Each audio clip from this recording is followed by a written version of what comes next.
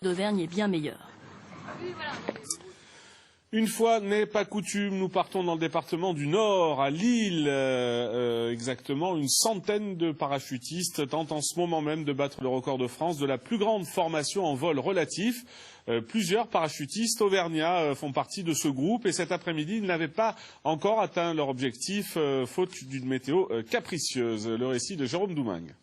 Là, on part sur un saut d'échauffement, de calage, taux de chute. Cela faisait 18 ans que les plus anciens attendaient ce jour-là, 18 ans que le ciel français attendait aussi d'être le témoin d'un saut de grande formation.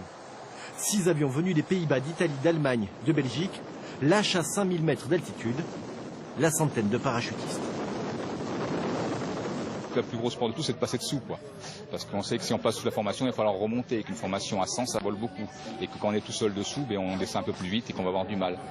Mais bon, les coachs sont bien préparés, dans nos têtes, on est déjà prêts, on est dans nos buts depuis plusieurs semaines, puisqu'on savait qu'on était là, qu'on serait au rendez-vous. Et là, maintenant, on est prêts, quoi. Une fois lâchés, il faut faire vite. Car pour réaliser leur figure, les parachutistes ont 3000 mètres de chute, soit 1 minute à 1 minute 20. Cette figure doit représenter un faucon. Sur ces images aériennes, elle est loin d'être aboutie. Sur la centaine, seuls 80 parachutistes ont tenté de lui donner corps. Ce matin encore, une nouvelle tentative a avorté.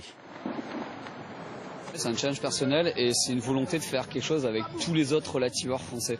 C'est-à-dire qu'en gros, on est une des plus grosses nations du parachutisme au monde et il nous manque ce record que nos autres copains ont justement aux États-Unis, en Allemagne, tout ça.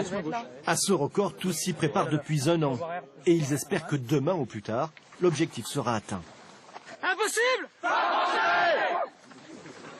Voilà, impossible n'est pas français. Nous venons de l'apprendre. Le record de France vient d'être battu. La Fédération française de parachutisme a validé une figure en hélice réalisée lors d'un saut à 98 parachutistes. C'était en fin d'après-midi.